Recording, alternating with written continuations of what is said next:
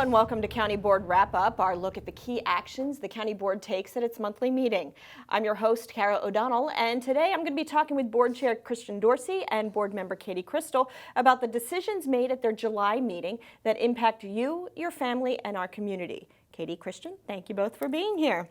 We're going to start off today with Vision Zero, which sounds very, futuristic, but what is Vision Zero? Well, it's not futuristic, but it is European. At least that's where it started. It's something that began in Sweden, but it's an international approach to traffic management and safety in 40 localities across the United States, including our neighbors, Alexandria, Montgomery County, and the district, have become a part of the Vision Zero community and adopted the framework that says traffic deaths and severe injuries are in fact preventable. And that should be the guiding sort of light behind traffic management. And it's different than the way in which we've traditionally done things in this country, where we essentially accept that there are bad things that are going to happen and we kind of engineer our networks to do the best they can.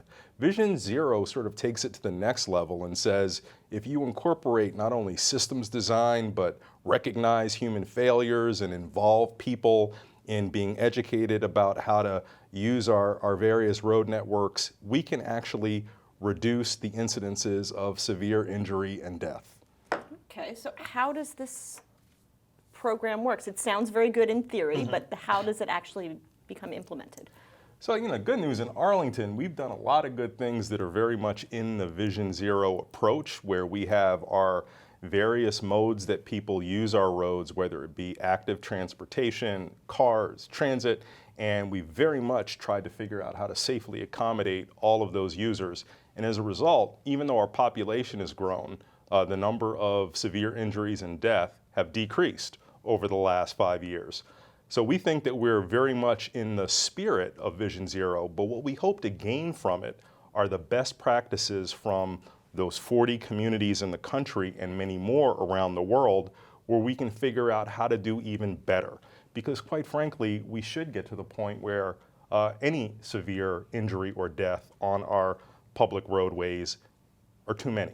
And that's where we can always do better, and we should do better. And one of the actions that we took was not just adopting this resolution and the board policy level commitment to it, but we tasked the manager, the county manager and staff to come up with an implementation plan, which they'll be working on over the next 12 to 18 months with a draft completion date in fall of 2020. The goal is, of course, to engage our citizens, but also to engage interdepartmentally. There was a lot of community push to adopt Vision Zero, for example, as part of the bike element update of the master transportation plan. And one of the things that we heard loud and clear from our experts and a number of well-informed citizen stakeholders was that if you make it a bike priority, then that really limits all of the interdepartmental folks and all of the different types of stakeholders that need to be involved in the conversation. So that is the conversation we've asked the manager and staff to have, as well as looking at, as Mr. Dorsey was suggesting, those international and national best practices. So we're looking forward to seeing the more specific plan and the steps to get us to the goal of zero traffic fatalities and deaths. So it's pretty much just kind of a best practices sharing at a global level with communities that have bought into this particular strategy. What can our residents expect from this kind of thing? Will there be changes in traffic laws? Will there be, different signal operations? What can they expect at the literal street level? Well, that's excellent, and we don't exactly know. We suspect that it's going to be a lot of what we do now, but maybe refined and under a better, more comprehensive focus. So I think we have some of the best roadway design and engineering folks who work in local government anywhere around. I think they do a tremendous job accommodating all of our various users, but there's still probably work that they can do. The biggest piece that I at least see coming from this is a public awareness approach to this. When we typically hear from people about traffic issues, it's about a spot issue. Here's a problematic intersection, or here's an area where I don't feel safe. Can you fix that area? Part of, I think, what Vision Zero is going to do is to figure out how we can better engineer those, design those roadways, but also how we can better educate people as to the hazards and the concerns, and to see that there's different behavior from them. So that's where I think the true promise is going to come from not just assigning the priority to the people who design the roadway, but to all of us who use it. That's absolutely right. And to give specific examples, one of the principles that I know we've adopted to some extent, and I think Vision Zero will help speed along, Kara, when you were asking about how will things look differently at the street level, is historically in this country specifically, there's been a real emphasis on getting as many cars through intersections and roadways as fast as possible, as many as possible. And I think what Vision Zero and good safety-oriented multimodal planning really does is say, how do we make sure everyone, no matter their mode, can get through this, for example, intersection as safely as possible. And one of the things I love about Vision Zero is that it doesn't assume perfect driver or human behavior. It recognizes that there are going to be people who are distracted on their cell phones, tending to a passenger or talking to a passenger. And so how do you create, again, to use that example of the intersection that has the visual cues or the physical cues that slow that vehicle down, so that if there is an interaction, an unexpected interaction, a distracted driver, the speeds are slow enough, the visual cues are enough that those brakes can be tapped fast enough to avoid a collision. Because here in Arlington especially, we have so many different forms of transportation. Yeah. You have people taking public transit, you have people in their own cars, you have bikes, scooters, walking, you name it. So there's a lot of Uber and Lyft and delivery drivers who aren't familiar with a lot of Arlington. moving parts. Which is a huge element of this. You know, when you talk about human behavior and failing behavior, even though it's not legal for people to double park and to park in curb lanes, we can't pretend that it doesn't exist. Yeah. Right. So we have to factor all of that into what we do. So you mentioned, Kitty, the manager's going to be working on this with staff for the next year plus or so? Our goal is to have a draft plan to complete it in fall of 2020. But I think people can expect some initial public engagement as soon as this fall. Yeah, absolutely. Okay, well, it'll be really interesting to see what that study comes up with. So we'll stay tuned on that one. Moving now to the board decision on child care center parking. This is something we've talked about a lot in different aspects of a child care initiative here in Arlington, but what specifically was decided at this meeting? So I would say the important umbrella, or what all of these code changes we've adopted on childcare have in common, is that we are trying to increase the supply of quality childcare by knocking down some of those barriers that are not core to that mission of providing quality environments for our youngest Arlingtonians. And parking is a great example of that. So this has been an ongoing effort, and I'm sure it's been discussed in County Board Wrap-Up before, even the area of parking. How do you reduce the number of parking spaces so that we have, to use a sort of buzzwordy term, right-size the parking? We're not requiring those child care centers to provide more parking than they really need. And that's important because parking is expensive. It can limit the number of places that a child care center can open, or in some cases, we have required child care centers to rent off-site parking. And if you are a really low-margin business, which childcare is, having that additional demand on your balance sheet can really make or break your future or your ability to take on more kids. So this was kind of an additional add-on step when we acted back in April, I think it was. Or excuse me, it might have actually been our March meeting to adopt a bunch of zoning ordinance reforms as well as childcare ordinance reforms to pursue that goal that I was describing. Our Planning Commission, actually, and our Transportation Commission gave us the recommendation, can you push this a little further? Are we being overly cautious about how much parking we're requiring? And again, recognizing the expense and opportunity cost of that parking, it seemed worth it to really home in and make sure that we were looking at this as efficaciously as we could. So our staff, who have been indefatigable on this, took a new look at or fresher look at the childcare ratios and proposed that they could responsibly advocate to further reduce from 1 space per 8 kids to 1 space per 10 kids, consistent with the new ratios of staff required for the kids. And we actually had a very real-life example. An item pulled from our consent agenda that we also heard on Tuesday night was a child care center saying, it's a little bit of a mismatch. I'm coming in at 1 in 8, but I actually have the staffing ratio that's closer to 1 in 10. Okay. It would be really helpful for me if it was closer to 1 in 10. So it's sort of nice to be able to say, stay tuned. We're taking that action an hour later. So this gives the child care centers, in the long run, a little more opportunity to either allow more children or? Well, it's a lot more opportunity. You know, we talk about the ratios 1 in 8, 1 in 10, but that's a 25% reduction in their parking requirement. And you know, as Katie said, hopefully this will allow for further resources to be invested in either quality childcare or reducing the cost of childcare. That's really what we're ultimately trying to do, while at the same time balancing making sure we're not putting a parking burden, if you will, elsewhere. So that's the sort of policy magic that we were trying to thread, and staff did a great job of recognizing that, you know, these ratios, which were in a zoning ordinance, were from another time and with other circumstances that guided their implementation. So they did updated studies. They looked at what's the behavior now of childcare centers and their parking needs and how many employees use modes other than driving alone to get to work. And we found that there was absolutely room where we could decrease that responsibility, which has real costs. Yeah. Now, there was also a related action involving the use permits for family daycare homes, and I think there was a little back and forth that went happen there. Can you elaborate a little bit on that? We have been chatting with our staff about making sure we can communicate exactly what was done, and that it's actually about creating opportunity and reducing barriers for childcare centers.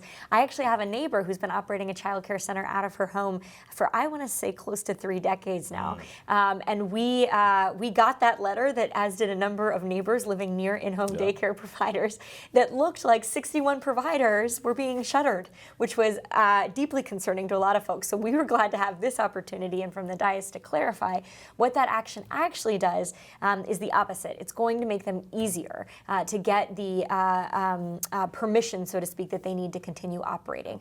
Our in-home daycare providers used to have to come to the county board for approval. Most of the time they ended up on the consent agenda, no problem, but what we heard from a lot of our providers is it introduces uncertainty. You might be ready to go, and then you're waiting for the next board meeting, and you don't know if that item is going to be pulled. You don't know if it's moving forward. And this is for providers who have the full sign-off from our staff, from our Office of Childcare Licensing, from Planning and Zoning, that this use is compatible with their neighborhood, that they're operating a quality environment, and they were waiting for that extra procedural step. So what this decision or this action that we took did essentially was say, you now have an administrative path. If you are consistent with the planning and zoning use for your neighborhood, and the Office of Childcare Licensing says you're providing a clean and safe and quality environment, by all means go forward. You don't need to take the extra step of coming before the county's policy-making body to get formal approval. So we are seeking to clarify that to any concerned neighbors.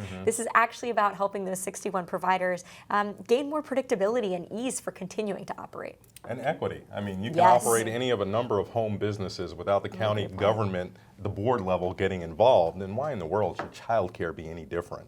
Let's let the professionals in the Childcare Licensing Office determine whether or not you're suitable and fit. And let's not politicize something that, one, puts you at a different level than other home-based businesses. And, we're talking about providing care for children. And, it was just something that was unreconcilable, at least for us. And just while we're on the topic, what are the next steps for the child care initiative? Because there's many different levels of the many different factions of it. Yeah, we got some long-term we do. actions coming in, We were right? just meeting as the Child Care Initiative Leadership Roundtable a couple weeks ago to talk about exactly that. One of the big things, of course, is monitoring how all of these implemented policy changes are working, whether they're working as achieved. One of the biggest things that we're focused on, have been focused on since the start, and will continue to focus on, is really that equity piece for our lowest income families and for our children with special needs, whether they may be developmental delays or something else. What does their access look like? That's been the area of greatest concern, and so we're looking at, for example, is there an opportunity to expand or to better market the subsidies? One of our biggest challenges is that we do have subsidies to support families. A lot of child care providers don't take them. They sort of, generally the most common answer we get is that we've got wait lists out the wazoo already.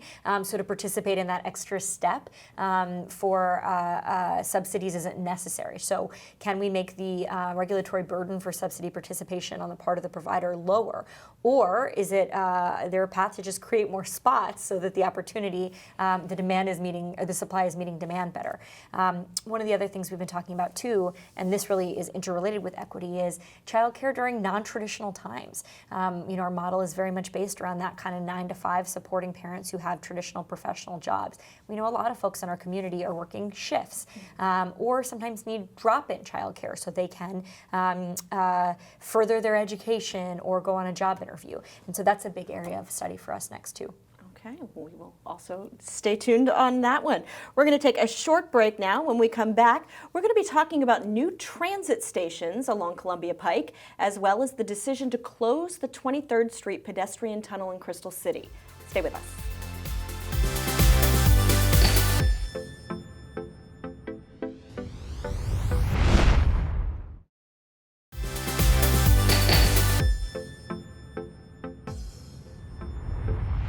Welcome back. I'm here with County Board Chair Christian Dorsey and Board Member Katie Crystal, who are going to tell me when we can expect to see new transit stations along Columbia Pike. Now, this generated quite a bit of discussion, the transit stations, and the Pike's transit as a whole has been a topic of discussion for quite some time. So tell me a little about these new transit stations. All right, you want to start us off, Katie? I would be happy to. So we were very glad to finally be in the position of awarding a contract. These stations are expected to be operating by fall 2020.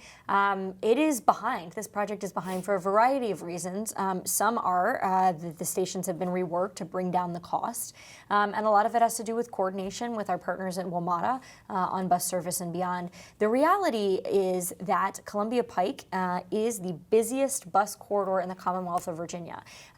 It needs more than what folks think of as, somebody characterized it to me recently as a simple bus station with maybe a roof and a bench, right? This is a station that actually serves thousands of riders every day at peak times. And so what we're trying to build here is something that's probably a little more akin to what you might picture with a metro station platform, rather than that kind of traditional simple bench.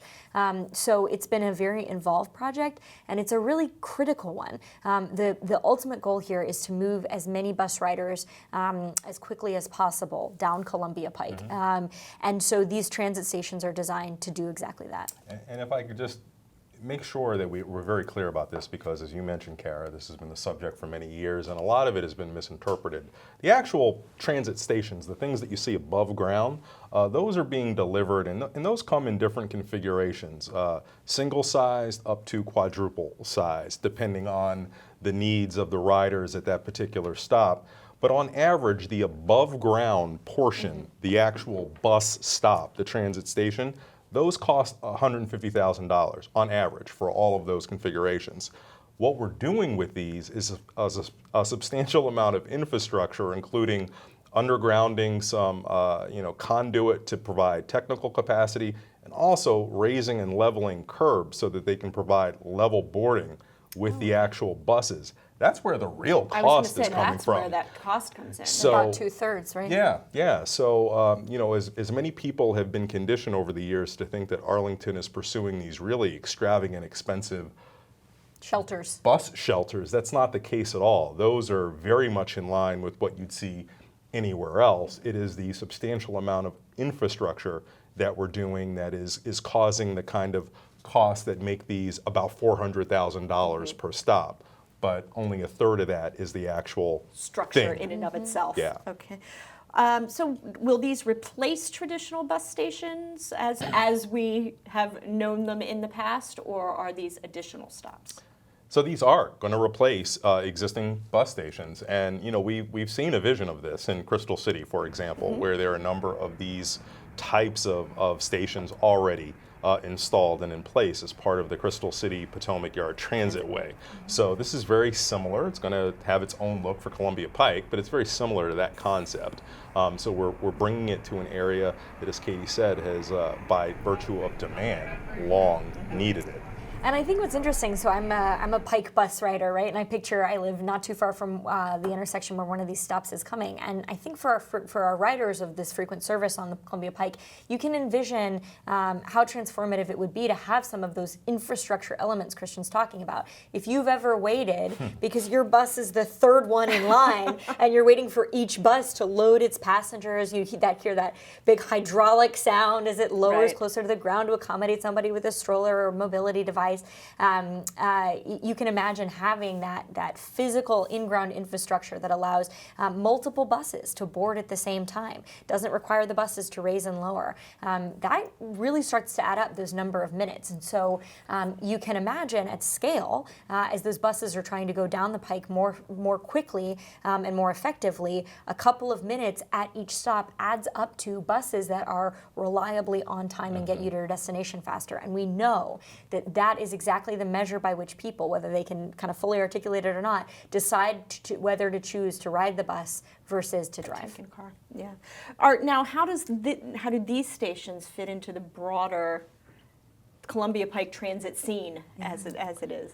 Well, there is, I think a lot of people in our community expect that we're going to turn one dial and magically one new thing is going to appear, and it doesn't work that way. And already we've started delivering what we're calling the premium transit network on Columbia Pike, which first began with consolidating the 11 different bus routes that go along Columbia Pike operated by Metro, WMATA. We consolidated those into about 5 so that it's much more user-friendly, that you understand where these buses are going to go and you don't have to remember the 16A, C, J, G, H, all of those things. You can have a more simplified approach. We have more work to do there. But with that simplification also came added service. So, the key to making transit useful, which is really the paradigm, is to have frequent, reliable service that doesn't get bogged down, that makes it easy for users to understand. And then when they have that waiting experience at a shelter, it's going to be comfortable. So this is what this is all designed to do. And it's going to come in these phases where we get the buses going to where they need to go. We're going to expand service into Crystal City very soon from Columbia Pike for a 1-seat ride. So you have that frequency, reliability, you add to it the safety, the comfort, and the convenience. That's when you have premium transit all in a nutshell. And it's actually not just related, these stations aren't just related to the comprehensive transit plan for the Pike. They're related to our entire plan for the development of Columbia Pike. Because the Pike plan that is, I think, been adopted for about 15 years at this point, envisions a fair amount of new residents coming to the Pike. We want to welcome folks. We know we need to add housing, particularly as we see Crystal City and other places growing. But what Arlington has long tried to do is add residents without adding cars. And so having a system that is desirable, such that folks who might be coming to live in these future apartments being built along Columbia Pike or housing can choose and will choose buses because they're predictable, because they're speedy, because they're comfortable when they're waiting. It's all very much of a piece. And the infrastructure improvements Christian was describing, the kind of in-ground, that's a signal that transit is a fixed and serious part of the corridor. And for an area that we're trying to develop in a way that is just as transit-oriented as our rail corridors, but doesn't have the rail, that fixed infrastructure sends a really important message to the riders and to people who might be interested in building or starting a business on Columbia Pike. That this system of transit-oriented development that Arlington is built on is here to stay. And a priority. Indeed. So, all right. Well, one more sort of transportation topic, the closing of the 23rd Street pedestrian tunnel in Crystal City. Now, I admitted before we were on the air that I don't think I even realized there was a tunnel because I've always crossed at the street level, which I'm guessing many people do, correct? In fact, most people do, Kara, and that's why we're closing this. Okay, well, there you go. Okay, topic closed. But that's it. Most people cross at grade. And so therefore, what you have is an unused tunnel that is primarily used by people who are, not using it for any useful purpose. So we do have a fair amount of graffiti, vandalism. We do have people who are indigent and homeless who may use the facility. There are certainly better, more dignified options for them, and no reason to maintain the cost of cleaning and power washing and having the security hazard underground when most people make the prudent decision to cross at grade because it's simple to see where you want to go. These tunnels are a relic of times past when we designed our roads so that we're just Moving wishing cars through, in, and so absolutely. crossing became impossible. We have worked toward making Crystal City and Richmond Highway very crossable at 23rd Street. There's more that will be done in the coming years to make that experience even more improved. But I can say from my time living in Arlington, when I moved here in the early 1990s, it's improved dramatically. Yeah. So that tunnel is really obsolete. It's a nuisance. There is no special need for it, so we're going to get rid of it. Now, one question I had, that it's a VDOT-owned roadway, correct? So do they need to give a final approval on Yeah. whether we close it, or how does we that always work? have to get permission. Yeah. No, I mean, seriously. Yeah, we do have to get permission, and this, our action was to seek that authorization to Okay. get permission, and then ultimately we'll have a cost-sharing agreement. VDOT will contribute a little bit of money towards the demolition of the above-ground structures and then the filling in of the tunnel. We'll be on the hook for the bulk of it, but all told, this is less than a $500,000 project to close this tunnel. And what we'll see in terms of a return is a minimum savings of $25,000 a year on the direct cleaning Right. costs, but we're spending more on security Maintenance. concerns Absolutely. and others. Which we, frequently been raised by some of the small business owners that are adjacent to the tunnel with the maintenance. The only other thing I'd note too is just to bring this full circle to our Vision Zero conversation or a conversation about the Pike. I think if you travel in big cities internationally, these are often tunnels you end up using because that is your only way to safely cross the street. Right. The fact that this has become sort of vestigial and withered away in terms of use, I do think is a sign that we've made the street feel safe and inviting to those who want to cross. So in some ways, I hope that the closure of this tunnel can represent a success story. When you give people a safe path to feel like they can be on the street interacting with others, they'll take it. And I hope we'll continue to do that throughout the county. All right. Well, that seems like a perfect place to bring us to the end of this month's County Board Wrap-Up. Christian and Katie, thank you both very much for joining us. And thank you for watching. The board's recessed for August, so we're going to see you again after the board's next meeting, which will be in September. Remember, all county board meetings are open to the public and live streamed and archived on our website, arlingtonva.us, and just search County Board. Or you can always tell us what you think about these and other issues at topics.arlingtonva.us/engage. I'm Kara O'Donnell, and we'll see you in September.